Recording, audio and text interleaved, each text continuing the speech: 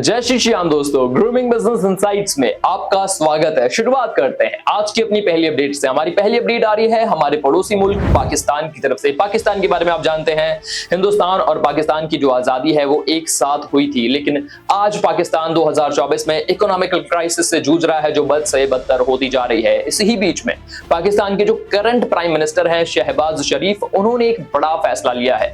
उन्होंने कहा है कि अब पाकिस्तान को डेट ट्रैप से उबारने के लिए हमें अपने स्टेट ओन्ड एंटरप्राइजेस को प्राइवेटाइज करने की जरूरत है। अगर हम ऐसा करते हैं तो ना सिर्फ पाकिस्तान की गवर्नमेंट का पैसा बचेगा, बल्कि वहां पर जो बिजनेसेस हैं वो भी फ्लरिश कर सकेंगे। हालांकि जो शहबाज शरीफ हैं, उन्होंने ये भी कहा है कि जितनी भी हमारी स्ट्रैटेजिकली इंपॉर्टेंट एंटरप्राइजेस हैं उन्हें गवर्नमेंट ही ओन करेगी। ये सारी एक्टिविटीज पाकिस्तान तब कर रहा है जब IMF यानी कि इंटरनेशनल मॉनेटरी फंड से उसने लोन लिया है, और इस पर इंटरनेशनल मॉनेटरी फंड का खुद ये बयान आया है कि हमें डर है कि कहीं पाकिस्तान हमारे दिए ही लोन पर कोलैप्स न कर जाए। क्या लगता है आपको, क्या पाकिस्तान की ये स्ट्रैटेजी काम कर सकती है? बताइएगा कमेंट में। अगली खबर में हम बात करेंगे DHFL यानी कि दीवान हाउसिंग फाइनेंस लिमिटेड के बारे में। हाल ही में अपडेट ये आई कि दीवान हाउसिंग फाइनेंस लिमिटेड के फॉर्मर डायरेक्टर धीरज वाधवा को CBI ने अरेस्ट कर लिया है, और ये जो अरेस्ट है वो देश के सबसे बड़े बैंकिंग घोटाले के मामले में किया गया है। 34,000 करोड़ का बैंकिंग घोटाला सामने आ रहा है। बता दें आपको कि जो बैंकिंग घोटाला है 17 के करीब बैंक्स के साथ किया गया है। इसके पहले धीरज वाधवा को ऑलरेडी अरेस्ट किया जा चुका है यस बैंक के करप्शन मामले में, और उसके लिए उन्हें जेल में भी भेजा गया था, जहां पर वो बेल पर वापस आए थे और एक बार फिर से उन्हें 34,000 करोड़ के वर्थ के घोटाले में जेल भेज दिया गया है। अगली खबर में हम बात करेंगे देश के one of the biggest snacking brands में से एक हल्दीराम के बारे में। हल्दीराम के बारे में कौन नहीं जानता, हमारे देश के one of the biggest snacking brands में से इसका नाम शुमार होता है। 1937 में इसकी शुरुआत राजस्थान के बीकानेर से हुई थी, और आज हमारे देश के स्नैकिंग मार्केट का 13 से लेकर 14% का शेयर हल्दीराम के पास ही है।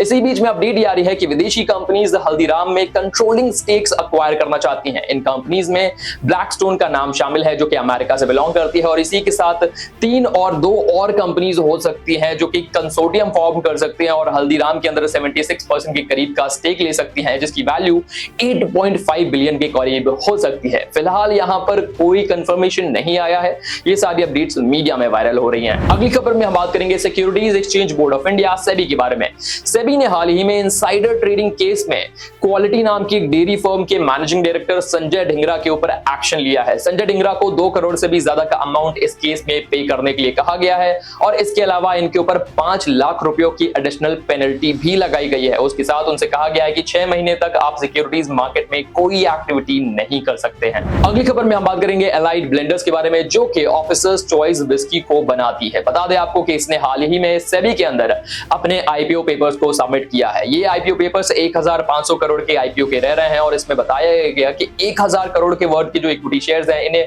फ्रेशली इश्यू किया जाएगा, और जबकि 500 करोड़ के जो शेयर्स हैं इन्हें ऑफर्ड फॉर सेल में, यानी कि प्रमोटर्स खुद से इन्हें सेल करेंगे, और जल्द ही इसका IPO आने वाला है। क्या आप इस ब्रांड के IPO में इन्वेस्ट करना चाहेंगे? कमेंट में बताएं। अगली खबर में हम बात करेंगे होलसेल इन्फ्लेशन के बारे में, जिसे WPI भी कहते हैं। हाल ही में हमने CPI यानी कि कंज्यूमर प्राइस इंडेक्स के बारे में आपको बताया था, जिसमें गिरावट दर्ज की गई थी, उसे रिटेल इन्फ्लेशन कहते हैं। लेकिन होलसेल इन्फ्लेशन में पिछले 13 महीने में अब तक की सबसे ज्यादा बढ़त देखी जा रही है।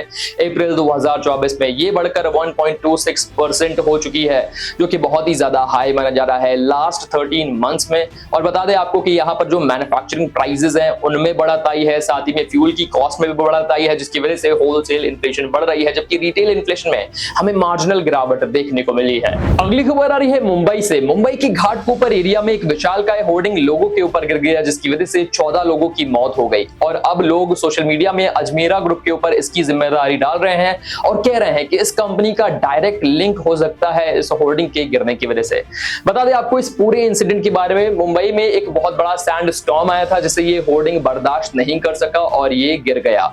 अब यहाँ पर लोग ये कह रहे हैं कि अजमेरा ग्रुप ने सोशल मीडिया हैंडल्स पर इस होर्डिंग की फोटो रिलीज करके इसकी तारीफ करी थी। शायद इस कंपनी का डायरेक्ट लिंक है, लेकिन अजमेरा ग्रुप ने खुद से सफाई देते हुए कहा है कि हमारा इस होर्डिंग में कोई लिंक नहीं है। अगर हम ओनरशिप की बात करें तो ईगो मीडिया नाम की एक एडवर्टाइजमेंट कंपनी इस होर्डिंग को ओन करती थी, लेकिन उसकी तरफ से भी अभी कोई बयान नहीं आया है। अगली खबर आ रही है अडानी डिफेंस और IIT गांधीनगर के बीच में हो रहे एक बड़े कोलैबोरेशन को लेकर। बताया जा रहा है कि अडानी डिफेंस अब IIT गांधीनगर के साथ बहुत बड़ा कोलैबोरेशन कर रही है, जिसके जरिए डिफेंस में इनोवेशन को बढ़ावा दिया जाएगा। यहाँ पर बहुत सारे प्रोजेक्ट्स पे काम किया जाएगा। प्रोटोटाइप्स तैयार किए जाएंगे।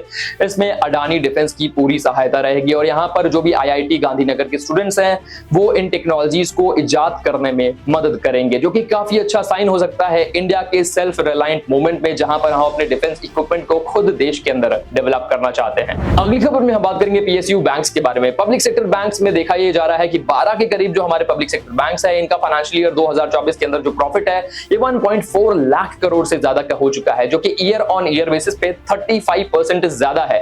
लास्ट ईयर फाइनेंशियल ईयर 2023 में इनका जो प्रॉफिट था 1.04 लाख करोड़ के करीब था और अब ये बढ़ चुका है 35% के करीब। यहाँ पर सबसे बड़ा जो प्रॉफिट बढ़ा है वो है SBI यानी कि स्टेट बैंक ऑफ इंडिया, जो देश का सबसे बड़ा पब्लिक सेक्टर बैंक भी है। इसका अकेले का जो प्रॉफिट है ये पूरा अमाउंट करता है 40% के करीब और ये 60,000 करोड़ से ज्यादा का है। अगली खबर आ रही है जॉब सीकिंग पोर्टल इंडीड की तरफ से, जहां पर ज्यादातर लोग जॉब्स के लिए एप्लीकेशन देते हैं और कंपनीज में अप्लाई करते हैं। लेकिन अपडेट ये आ रही है कि अब इंडीड ने खुद 1000 के करीब जॉब्स को खत्म कर दिया है। जी हां, 1000 के करीब एम्प्लॉइज को इंडीड ने ले ऑफ कर दिया है और ये इनकी वर्कफोर्स का 8% के करीब रह रही है। इसकी जिम्मेदारी खुद इंडीड के जो CEO हैं क्रिस हेम्स, उन्होंने उठाई है और कहा है कि इसके पीछे मैं रिस्पांसिबल हूं। बता दें आपको कि इंडीड की जो फाइनेंशियल एक्टिविटीज हैं उनमें काफी गिरावट दर्ज की गई, जिसकी वजह से ये फैसला लिया गया है और ज्यादातर जो जॉब रिडक्शंस हैं ये अमेरिकन मार्केट में किए गए हैं और वो भी रिसर्च एंड डेवलपमेंट डिपार्टमेंट में। अगली खबर आ रही है देश की सबसे बड़ी एयरलाइन कंपनी इंडिगो एयरलाइन की तरफ से। इंडिगो एयरलाइन, जिसके पास देश के एविएशन मार्केट का 50% के करीब का मार्केट शेयर है, इसने रिसेंटली एक वुमेन को 2 घंटे की फ्लाइट के लिए 12 घंटे तक एयरपोर्ट में वेट कराया, क्योंकि फ्लाइट्स लगातार कैंसिल हो रही थी और इसी वजह से उन वुमेन ने बताया कि उन्हें 12 घंटे तक वेट करना पड़ा। इसके एवज ने इंडिगो ने 2000 रुपयों का कंपनसेशन अमाउंट भी पे किया है और वुमेन ने आरोप लगाया कि उन्हें प्रॉपर फूड भी नहीं दिया गया while she was waiting in the airport. बता दें आपको कि ये लगातार देखने को मिल रहा है। इंडिया का जो एविएशन मार्केट है हाल फिलहाल में काफी संकटों से जूझ रहा है, जहां पर पैसेंजर्स की जो संख्या है वो ज्यादा है लेकिन फ्लाइट्स सही तरह से फ्लाई नहीं कर रही हैं। फ्लाइट की जो संख्या है वो पर्याप्त नहीं रह रही है और एयरपोर्ट्स में हमें अच्छी खासी भीड़ देखने को मिलती है। वैसे क्या लगता है आपको, क्या वजह हो सकती है इन सारे कारणों की वजह? बताइएगा कमेंट में। अगली खबर में हम बात करेंगे फाइनेंस मिनिस्टर निर्मला सीतारमण के बारे में। निर्मला सीतारमण जो हमारे देश की फाइनेंस मिनिस्टर हैं, उन्होंने इंडिया के डेट को लेकर एक बड़ी स्टेटमेंट दी है। रिसेंटली हमारी फाइनेंस मिनिस्टर ने इंडिया के डेट को कंपेयर किया है डेवलप्ड इकोनॉमीज के डेट से और बताया है कि किस तरीके से ज्यादा डेट होने का मतलब ये नहीं है कि आपकी इकोनॉमी बुरी परफॉर्म कर रही है। बता दें आपको कि उन्होंने बताया कि किस तरीके से अमेरिका के अंदर जो डेट है वो उनकी जीडीपी का 121% के करीब है। जापान के अंदर पूरी दुनिया में सबसे ज्यादा डेट टू जीडीपी है, 250% से भी ज्यादा का है और वहीं यूके के अंदर 100% से ज्यादा का जो डेट टू जीडीपी है वो मौजूद है। लेकिन इंडिया के अंदर सिर्फ 80% से ज्यादा का जो डेट है वो हमारी जीडीपी पर चढ़ा हुआ है और इसे हो हल्ला नहीं मचाना चाहिए। वैसे क्या लगता है आपको निर्मला सीतारमण के इस स्टेटमेंट के बारे में?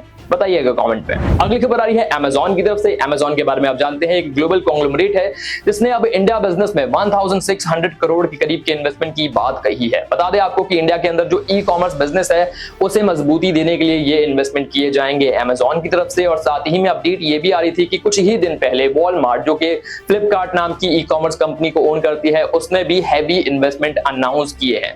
ये दोनों कंपनीज चाहती हैं कि इंडिया का जो टियर 2 सेगमेंट है उसे टैप किया जा सके, जिसके लिए ये हैवी इन्वेस्टमेंट्स किए जा रहे हैं। अगली खबर आ रही है अमेरिका की तरफ से। अमेरिका ने फाइनली चाइनीज गुड्स के ऊपर एक्शन ले लिया है। इसके पहले हमने आपको बताया था कि किस तरीके से अमेरिका कह रहा है कि वो चाइनीज गुड्स के ऊपर टैरिफ्स बढ़ा सकता है और बताया जा रहा है कि कुछ मामलों में तो टैरिफ्स को 4 गुना तक बढ़ा दिया गया है। इलेक्ट्रिक व्हीकल कंपोनेंट पर जो टैरिफ कभी 25% हुआ करते थे उन्हें 100% तक बढ़ा दिया गया है। बहुत सारे ऐसे गुड्स हैं जो लगातार यूएस मार्केट में चाइना डंप करता रहता है, उन पर भी टैरिफ्स बढ़ाकर 100% किया जा चुका है। और यहाँ पर बताया जा रहा है कि इसी के बीच में चाइना से होने वाले जो इंपोर्ट्स हैं वो भी अमेरिकन मार्केट में बढ़ते जा रहे हैं। क्या लगता है आपको, क्या यहाँ से यूएस और चाइना की जो ट्रेड वॉर है वो और ज्यादा एस्केलेट कर जाएगी? बताइएगा कमेंट में। अगली खबर आ रही है अमेरिकन फेडरल रिजर्व के चेयरमैन जेरोम पोवेल के बारे में। जेरोम पोवेल ने रिसेंटली फेड के इंटरेस्ट रेट कट पर एक स्टेटमेंट दिया है और कहा है कि इंटरेस्ट रेट इसलिए कट नहीं हो रहे क्योंकि जो इन्फ्लेशन है वो अभी तक काबू में नहीं हुई है। हमारी एक्सपेक्टेशन से देश में इन्फ्लेशन ज्यादा है, यानी कि अमेरिकन कंट्री में इन्फ्लेशन ज्यादा है, इस वजह से इंटरेस्ट रेट में कटौती नहीं हो रही है। और माना यह जा रहा है कि शायद साल 2024 के अंदर हमें इंटरेस्ट रेट में कट नहीं देखने को मिलेंगे अगर इसी तरह से इन्फ्लेशन ज्यादा रहती है तो यहाँ हम समझ करते हैं आज की अपनी डेली बिजनेस इनसाइट्स को। आई होप आपको ये वीडियो वैल्यूएबल लगा होगा। वीडियो पसंद आया तो इसे लाइक कर दे, ज्यादा से ज्यादा लोगों तक शेयर करना ना भूलें। हमारे टेलीग्राम से भी जुड़े जहां पर ये इनसाइट्स और वैल्यूएबल क्विज़ेस हम आपके लिए पोस्ट करते रहते हैं। मिलेंगे अगली वीडियो में, तब तक के लिए शुक्रिया, गुड बाय, टाटा, जय श्री श्याम।